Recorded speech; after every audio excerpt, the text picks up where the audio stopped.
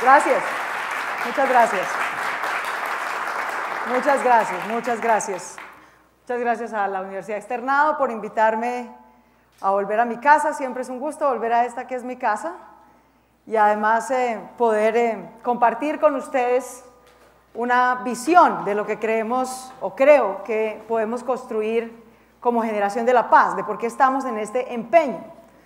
¿Por qué queremos acabar una guerra más allá de las razones éticas y humanitarias que hacen imperativo en cualquier sociedad acabar una guerra? ¿Qué visión de Colombia nos anima a echarnos esa tarea al hombro, al alma y al bolsillo? Yo estoy absolutamente convencida de que esta generación de colombianos, y una generación se entiende por 25 años de vida, esta generación de colombianos va a cambiar la historia de Colombia. Esta generación de colombianos va a poderle decir al mundo que fue capaz de acabar el último conflicto armado que quedaba en todo el hemisferio occidental. Desde Canadá hasta Chile, nosotros somos el último país que todavía tiene un conflicto armado interno, una guerra civil. Hace 30 años, cerca de 14 países tenían condiciones similares a las que padece todavía Colombia. Después fueron 10, después fueron 5. Hoy en día Colombia es el único país, es como el alumno atrasado de esa clase, de la clase de conflictos armados en este hemisferio. No nos hemos logrado graduar, perdemos los exámenes sistemáticamente, no la logramos. Pero también hay otro salón de clase, que es el salón de clase de los países con más experiencia en procesos de paz y posconflicto en el mundo. Y en ese salón de clase, Colombia, por el contrario, es el alumno estrella, el de la tesis laureada. Nadie más en el planeta Tierra ha hecho 10 procesos de paz en los últimos 30 años. Ese mérito solo lo tiene Colombia. Y eso quiere decir que cuando miramos para tratar de darnos una visión, herramientas de cómo vamos a lograr terminar este conflicto armado y construir paz, tenemos que mirar nuestra propia experiencia. Yo quisiera compartirles lo que a lo largo de estos años de investigación académica, de investigación periodística y de este muy corto periodo en el Senado he logrado entender y quiero compartir, es mi visión de cómo vamos a hacer la generación de la paz. ¿Qué vamos y qué tenemos que hacer en el corto, en el mediano y en el largo plazo para poder cumplir ese propósito, para cambiar la historia de Colombia? En el corto plazo, en los próximos 4 años, vamos a tener que ser capaces de cerrar la negociación de paz con las FARC y el ELN. Yo estoy segura que este año vamos a cerrar la negociación con las FARC y espero que en los próximos 2 años logremos cerrar la negociación con el ELN. Con esa negociación vamos a lograr terminar con por la vía de la negociación política con los 2 últimos grupos. Cuando yo tenía la edad de muchos de ustedes y estudiaba en esta universidad, Colombia no tenía 2 grupos armados ilegales en el marco de un conflicto armado, tenía 14. En estos años hemos logrado desmovilizar a 10 organizaciones, guerrillas grandes, pequeñas, grupos paramilitares, milicias urbanas, en fin, de todos los tipos. La clave de hacer estos acuerdos de paz es entender que nuestro gran desafío, lo que nos indican las lecciones de estos últimos 30 años, es que los colombianos y en general nuestros gobiernos y nuestra sociedad ha sido relativamente exitosa en desmovilizar grupos armados ilegales, pero hemos sido bastante poco exitosos en reemplazar a esos grupos armados ilegales por instituciones en el territorio. Esos grupos armados ilegales ofrecen seguridad y justicia privada, ofrecen una especie de tributación pero privada, vía extorsión, vía coimas, vía secuestros. Nosotros tenemos que ser capaces de reemplazar ese orden ilegal de esos grupos por un orden lícito, por ciudadanía, Estado y mercado. Y eso me lleva entonces a lo que debe ser nuestro gran desafío en los siguientes 15 años. Los primeros 4 años va a ser muy importante cumplir los acuerdos, cumplirlos mutuamente, lograr que esos grupos armados ilegales, las FARC y el ELN, efectivamente se desarmen, efectivamente desmovilicen su tropa, efectivamente le cumplan a las víctimas, efectivamente se sometan a justicia transicional, efectivamente erradiquen la coca, efectivamente desminen los territorios, en fin, lo que está contemplado en los territorios, esos son los compromisos de las FARC. Pero nuestros compromisos son también ocuparnos del país que hasta ahora no hemos gobernado. Colombia llegó al siglo XXI siendo un Estado que realmente no es un Estado que no controla la mitad de su territorio, un Estado que no es capaz de ofrecerle los mínimos derechos a 1/3 de su población, es decir, casi a 15 millones de colombianos. Esa falta de ciudadanía, Estado y mercado en la mitad del territorio y para la tercera parte de la población, eso es lo que reproduce nuestro conflicto armado. Es ese vacío y esa precariedad la que llenan diferentes grupos ilegales. De nuestra parte, entonces, lo primero que están esos acuerdos, ya básicamente conocemos lo que pueden ser los acuerdos con las FARC, ya veremos lo que sale con el ELN, es ocuparnos de esas regiones, ocuparnos de darles desarrollo rural, de tener una mínima infraestructura para poder hacer desarrollo productivo, de que los jóvenes rurales de Colombia también tengan oportunidades de estudio, de educación, de salud, que hoy no tienen. En promedio tienen 5 veces menos oportunidades que cualquier joven urbano de Colombia. De manera que cumplir mutuamente esos acuerdos y esos compromisos de nuestra parte de desarrollo rural, respetarles la vida, ocuparnos de los territorios, proveer seguridad, justicia pública, empezar a proveer bienes de calidad de vida en la Colombia rural, esos son los compromisos y tenemos que demostrar justo al inicio de la implementación de esos acuerdos en los primeros 4 años que somos capaces de hacerlo. Luego vendrá nuestro gran desafío de mediano plazo. No es fácil, los estados europeos se demoraron siglos construyendo instituciones en todo su territorio, construyendo instituciones formales que proveyeran seguridad, justicia y tributación institucionalizada. Nosotros tenemos, por un lado, la desventaja de haber llegado hasta el siglo XXI sin haber culminado esa tarea en la mitad del país. Pero, por otro lado, tenemos la ventaja de que tenemos muchos más avances tecnológicos, de que tenemos muchos más avances en conocimiento, en medición de políticas públicas para saber qué funciona o qué no funciona mejor, cómo podemos proveer mejor, por ejemplo, educación en comunidades indígenas o en comunidades rurales apartadas. Venía aquí y me preguntaba alguien, ¿viene del Congreso? No, no vengo del Congreso, vengo de Leticia, Amazonas, y acabo de durar 2 días incomunicada, porque simplemente no entra a la red, no hay datos, no hay manera. Eso pasa hoy, ¿no? Hace 2 horas, en un departamento de Colombia que ocupa un 1/8 del territorio de Colombia, por lo menos, más. Toda la región amazónica es casi 1/3 del territorio de Colombia. Y en ese territorio no tenemos instituciones que sean capaces de proveer los servicios esenciales básicos.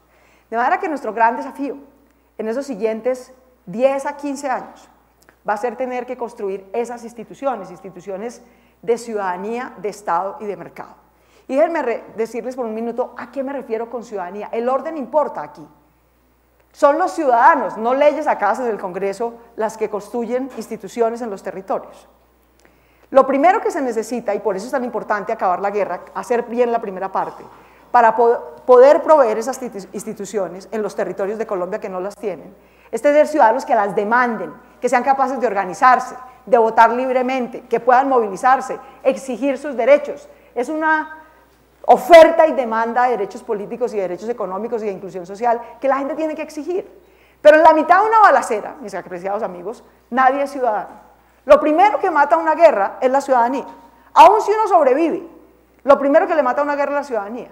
Si alguien en este momento entrara por esa puerta, disparando en este salón, a ninguno de nosotros, por muy valiente que sea, se le ocurre salir con un letrerito que diga vote, participe, exija sus derechos.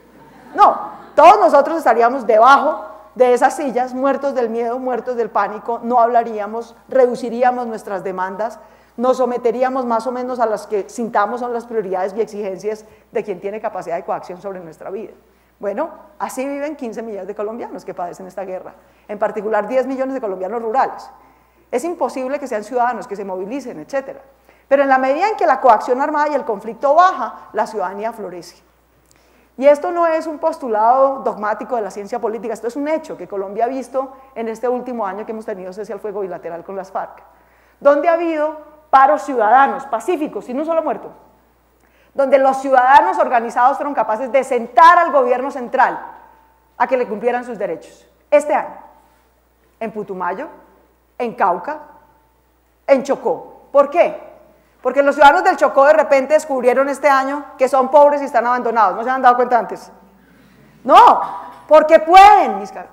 ¿Por qué eso? Porque pueden. Porque no tienen 5 frentes de las FARC coaccionándolos por un lado, otros 5 frentes paramilitares coaccionándolos por otro lado, el Estado confrontado con ellos. En medio de una balacera, usted no puede organizar un paro cívico como el Chocó.